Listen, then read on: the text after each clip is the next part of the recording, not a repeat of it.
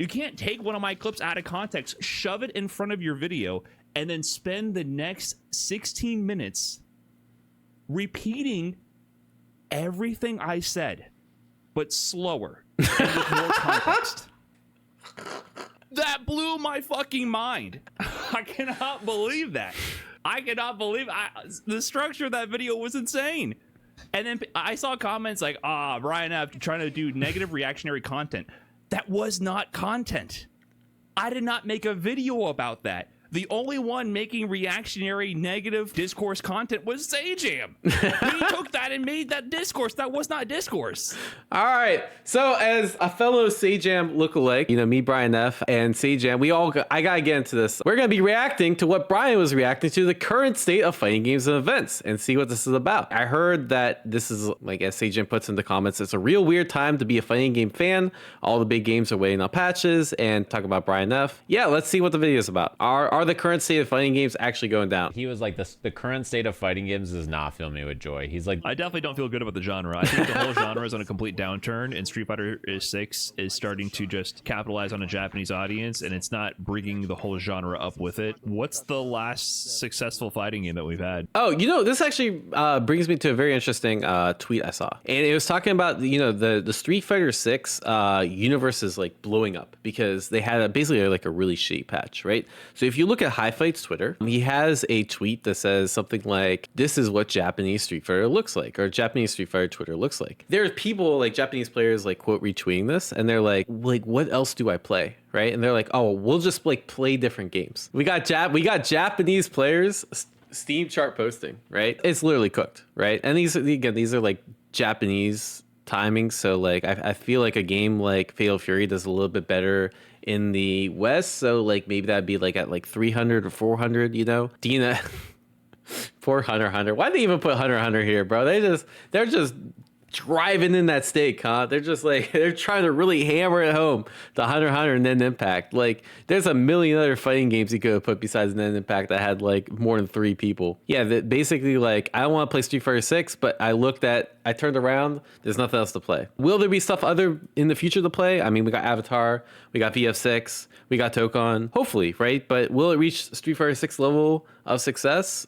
In Japan, probably not. In fact, I think for US, like Western or non-Japanese fighting game players who play Street Fighter, the way the game is growing in Japan is maybe concerning to them, actually. Western people, when it comes to Street Fighter, are like mad at a lot of things. Throw loops and like... Yeah, it's interesting because I'm very happy with the growth. In fact, I wish fighting games would grow like that in the US, right? Like, I really believe in the genre. I think there's a lot of potential. I think some of the devs are a little lacking in terms of like the support and the infrastructure and the build quality of the games compared to like other genres. But I do believe in the potential of fighting games, and I think they have the potential to like kind of scale like that, like Street Fighter 6 is scaling in Japan. The lack of balance, the lack of costumes, the lack of, all this stuff. This is the shit I'm talking about. Like, there's so much other shit Street Fighter 6 could be doing better, and yet it's still blowing up in Japan. Which means that if like they push the resources in the right direction, it could do even better here, right? And same thing with other fighting games. Capcom's just like, oh, look, everything's great. And I'm just like, fuck, Japan, stop buying the game for a little bit. I want a balance patch. I want them to do something. Yeah, I get that vibe. don't think there's been anything I've been really that positive about for quite some time. And, I've accepted that they're never going to patch this game. If you're like... Bro, that's crazy. 3 stage jams on the screen at once. I mean, I personally do get a little salty for the same reason Brian gets salty, but it's not that I don't want the game to grow, right? Like, I want the game to grow, and I want it to get patched and do better.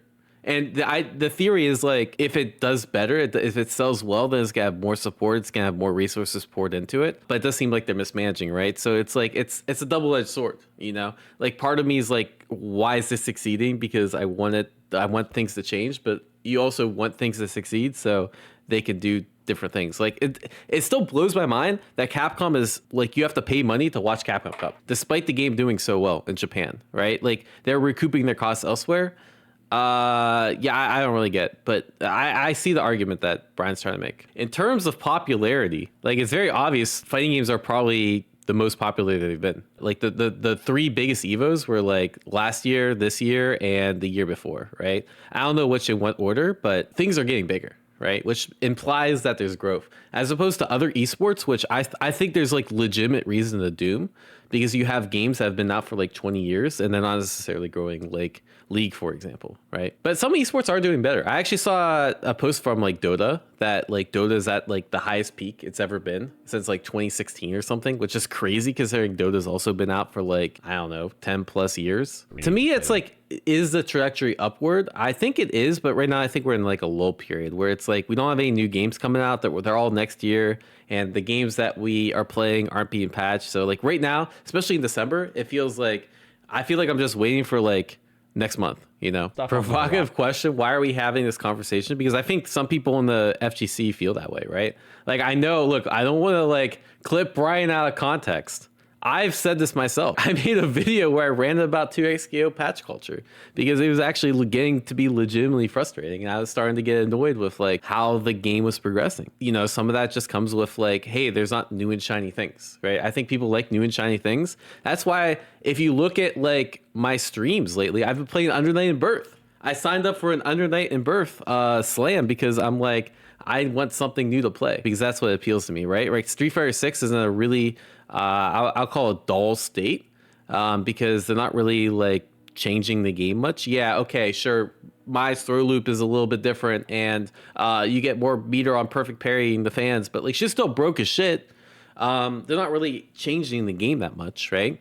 And same thing with 2xKO. We're kind of in a waiting period for season 1. You know, Tekken at least has season 3 coming up, right? But again, that's upcoming, right? Same thing with Guilty Gear. Like, there's no new characters. Same thing with Grand Blue, no new characters. But we have promises of new things coming, right? So I think it's just like, you know, everyone gets all cranky in December because there's less sunlight. I think it's a bunch of random, like, small things that are adding up that are just making people cranky. That's just, it's a temporary thing, in my opinion, right? Like, it's in the future, like next year is looking very bright. I come from Melee and noticed that the FGC has so many games that I could see it seeming smaller than it is too. Most Smashers play either Melee or Ultimate, so specific games are big. Yeah, there's actually like so many different games, right? Like the Street Fighter community is kind of separate from the Tekken community, but like there are some crossover, like people like me that will play both or like play multiple games. And same thing with like Guilty Gear, same thing with Grand Blue. Like the communities are a lot more segregated than I think people think, right?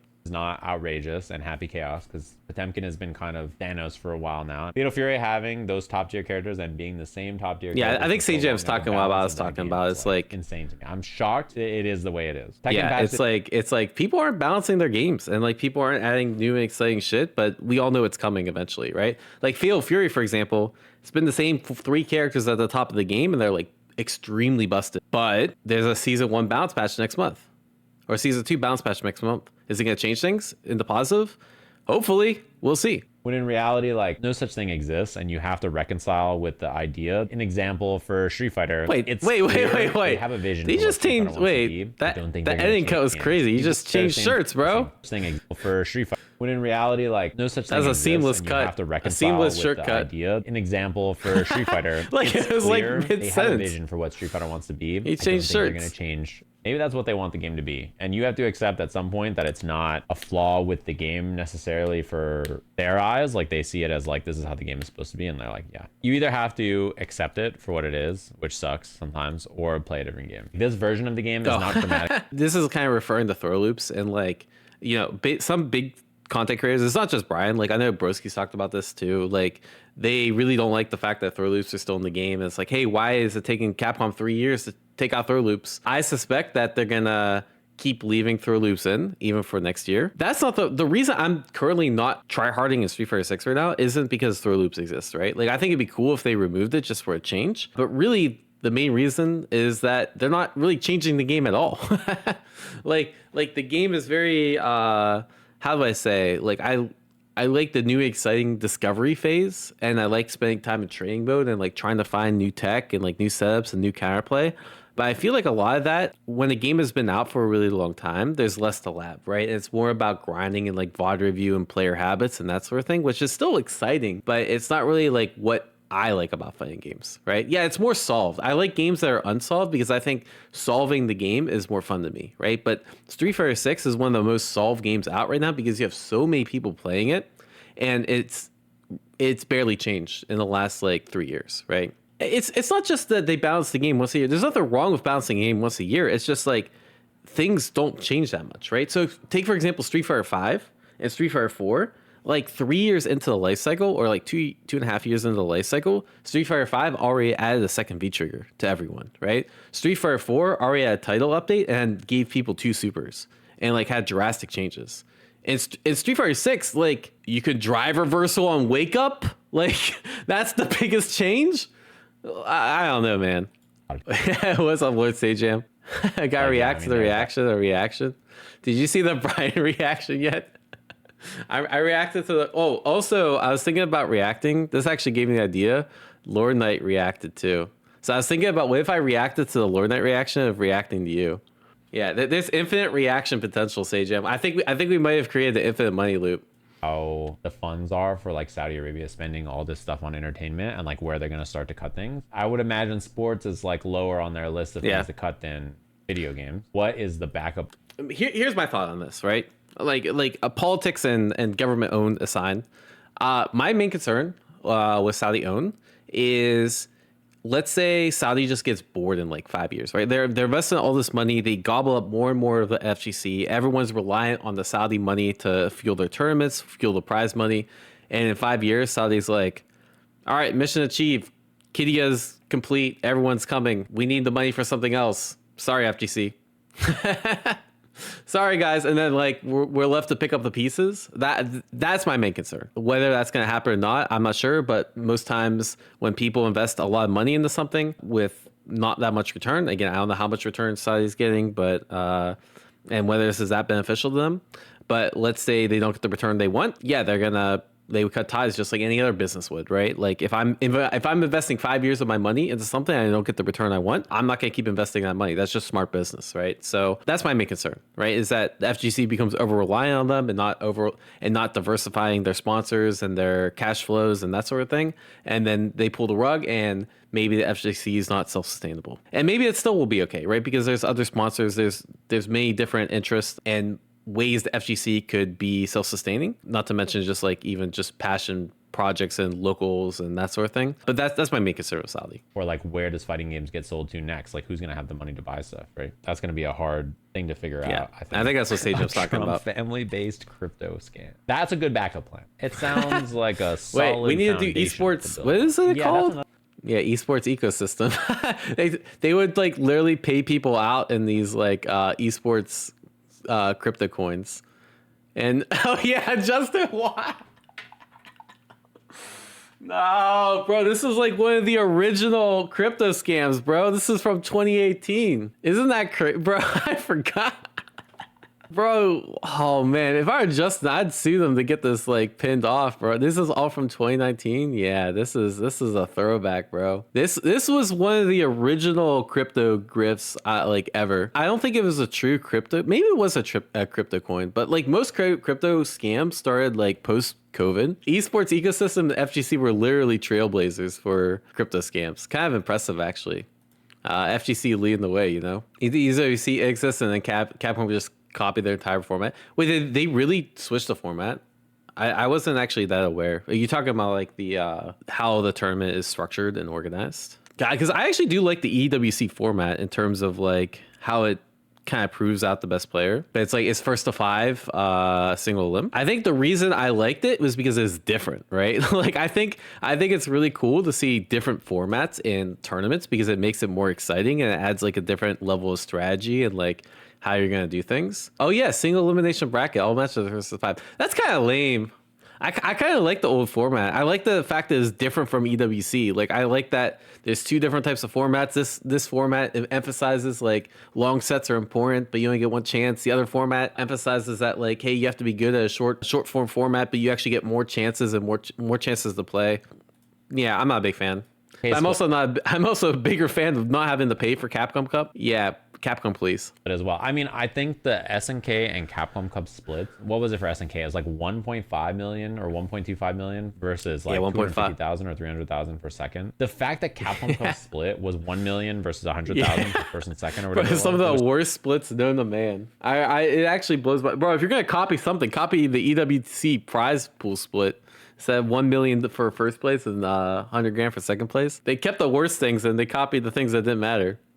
I'm like, what marketing are we gaining here, if we're honest, right? The only headline that you can create out of it truly is like the person who won got so much more than second that it's really bad and sad. And like, if we want to talk about marketing and how even smart like it is, like when I make my videos like for clickbait, I'll put like a $2.5 million tournament, right? Like I don't put that the prize pool's like 1.5 million. You know, like people just want to see the big number. How much total money is in there? Like that's, if you want to clickbait your articles, you already have that, you know? is why are we spending 1.25 million or whatever on the winner and 300,000 for second, and then we're not even running our own event.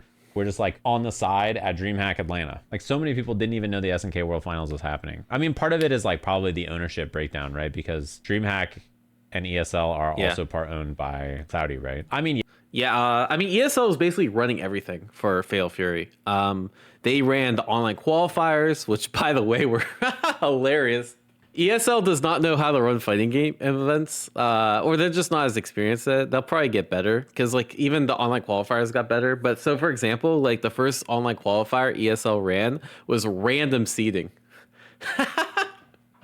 And like there's just other like really funny stuff. Oh yeah, it was random seeding, and then when we got into top 8, they shuffled the bracket again. So it was like double randomized seeding. Yeah, I mean ESL does some really funny things, but ESL had the contract with Fatal Fury to like basically produce everything, right? They set them up for EWC, they set them up for the online qualifiers, they handle all the prize distributions for like even the offline qualifiers. Yeah, they're just very involved. So I guess, you know, ESL is probably like, that's probably the easiest way to do it. Bro, I can't make that up. I can't make it up that they double randomize the seeding. I had to play Super Dune round 2 of the online qualifier one. Despite me and Super Dune being the 2 best placers in EVO, which was the tournament right before the online qualifier, me and Super Dune had to play each other round 2. Great format. they gave us all this money. That's the thing, is like you ignore all the bad parts of it to be like, we have infinite money to do cool stuff, and then this is what's being done with the money. Like, not like you're running some cool event that's unique, that's by itself, that celebrates SNK games, or you're doing a bunch of smart stuff. You're like giving one guy a fuck ton of money and then everybody else like way less, and then it's stapled onto just on DreamHack instead of being its own event. And it's like that kind of a budget, or It is like kind of weird. DreamHack DreamHack was okay. I was a little salty about how they ran the tournament. I mean, the actual production was nice. They treated us pretty well. But there's just certain like really small things. Like, for example, we couldn't get catering. Like the players couldn't get catering, even though they had plenty of catering for like the staff and production and stuff. And we had to like look at it in the back, like during the player lounge. They're like, this food's here, but it's not for you guys. You guys gotta eat at the shitty convenience store that we gave you credits for. It's just like minor shit like that, you know, is like really annoying. Like other than that, it was fine. Like they didn't treat us like royalty or anything, but you know, it's still like the fact that it's stapled on the SW like DreamHack wasn't the biggest deal to me, you know, because I think more people probably showed because of that, honestly. In its entirety. SNK spending millions and millions and millions to get Ronaldo or like Speed or KSI. Yeah, that's just bad though. Logan Paul. I mean, that's just like they would gain from all that's that like a historic drop. Dwarfed by if they spent less than $100,000 and threw an event where they invited all the best SNK players in the world to like play the game for like a week. That would probably generate more sales amongst the actual endemic community than like all of the millions and millions and millions they spent. And even if you wanted to get creators and stuff. Yeah, I didn't get why, like, bro, like if you're gonna pay a lot of money to Speed, like at least make iShow Speed play the game on stream or something. like why are we throwing boxing events?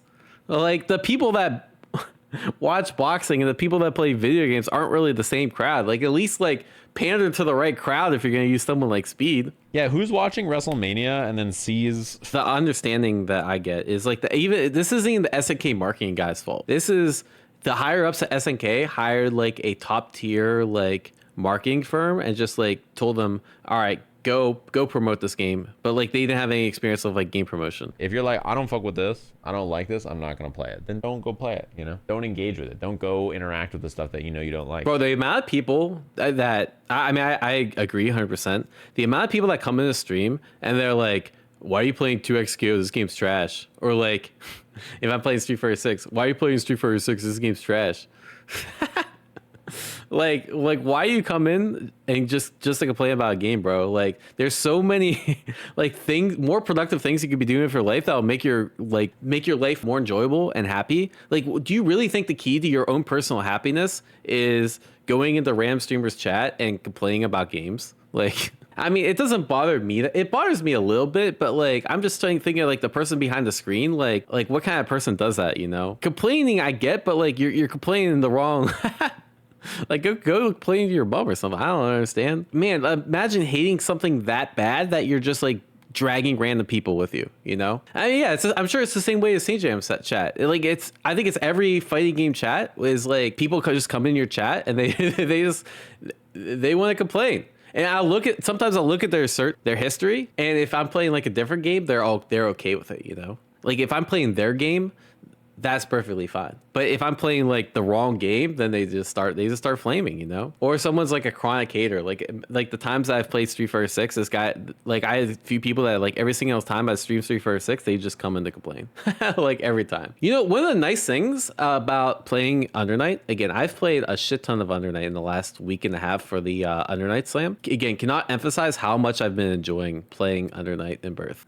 Even though I probably won't play it again after this weekend when the Slam's done. Okay, this hour is misleading. 2 weeks ago, I had 7 hours of gameplay in Under Night in Birth. I do not have 135 hours. I accidentally leave my computer on all the time, but I probably have at least like 40 or 50 hours, like legitimately in the game in the last week and a half. It's been very, very fun. I've been playing a lot of stream, just like labbing and like watching P. Diddy documentaries on the side, you know, been very good times. But the nice thing about this game is no one comes in my fucking chat to complain about the game because no one plays it.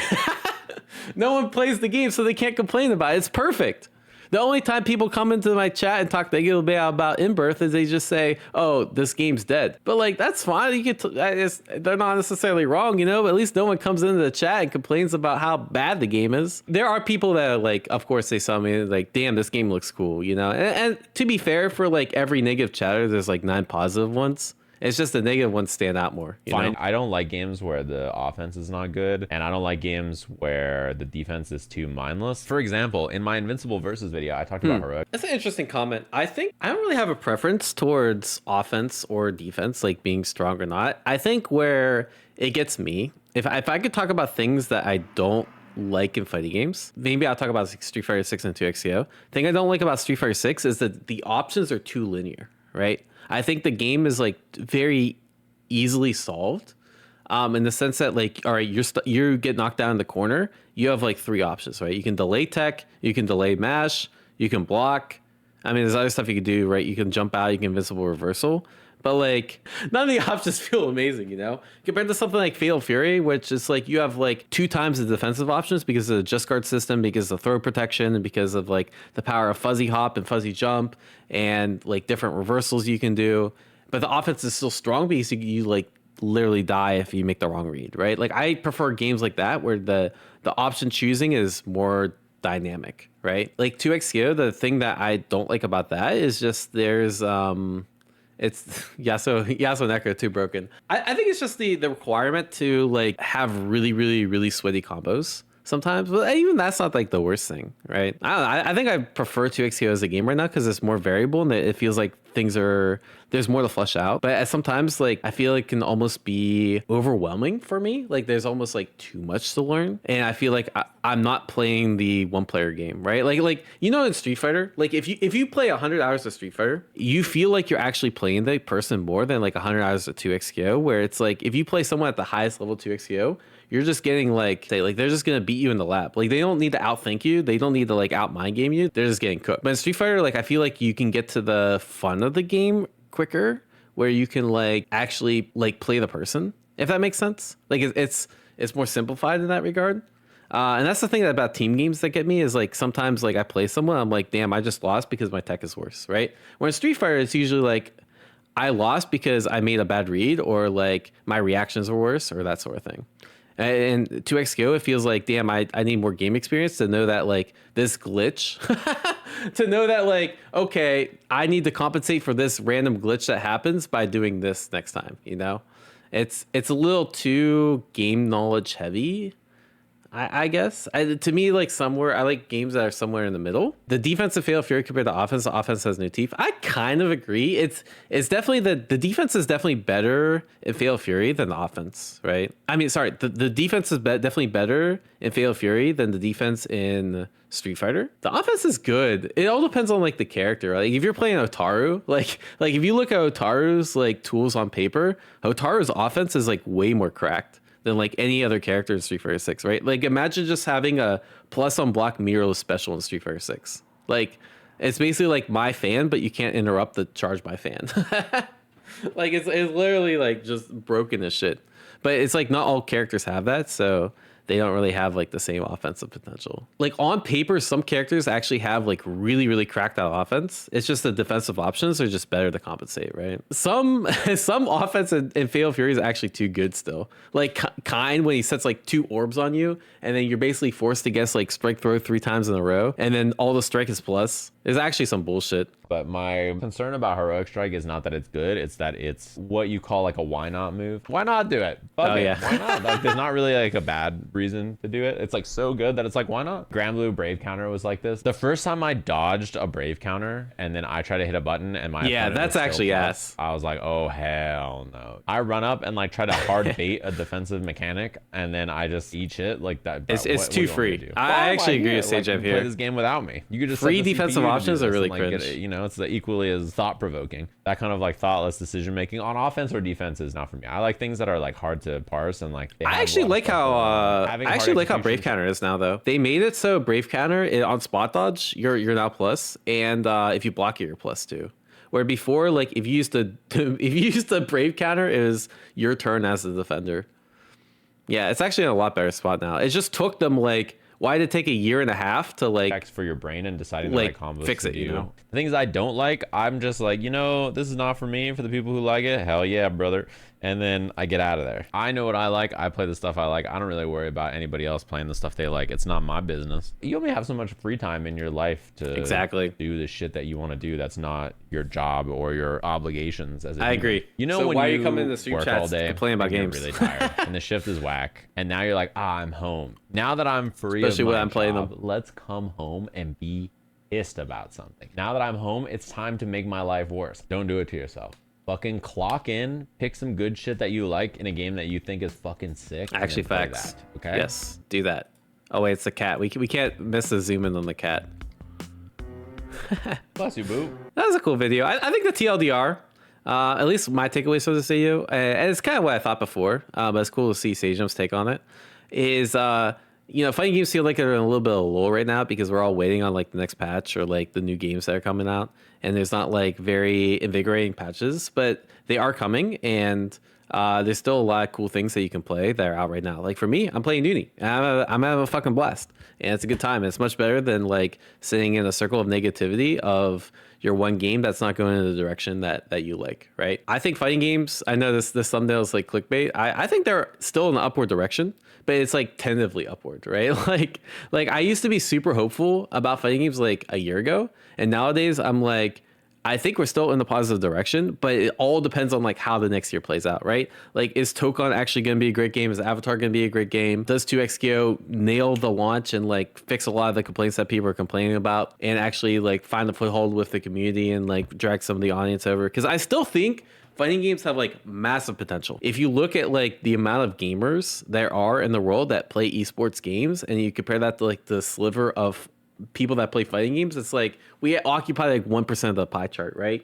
I think there's the possibility of us occupying a greater slice of that gamer pie chart, and that's how good I think fighting games are. Like they have the ability, but I think sometimes we're let down by developers that do not give us the same amount of support as like other genres, you know? Yeah, I think fighting games just in general need to improve as products, and I think we're getting there. As we are getting there, the competition's also getting better too, right? Bro, it's like Marvel Rivals is putting out a champ every month, and the production quality is crazy, and it's free to play. How are you supposed to compete with that shit, bro? I don't understand. The amount of shit like other genres are doing is crazy. Marvel Rivals dead game. Marvel Rivals literally has more people playing than the entirety of every single fighting game combined. I hate to break it to you. Maybe it's dead, but unfortunately, if Marvel Rivals is dead, we're Omega dead. I mean, like, what? Compare this to like games that Counter-Strike 1 million, Dota 700K. It's not that there's not gamers out there. It's not that there's not interest in these games. It's just there's superior products out there, bro. Anyways, that's the end of the video. Like, share, subscribe. Take care, y'all. Peace.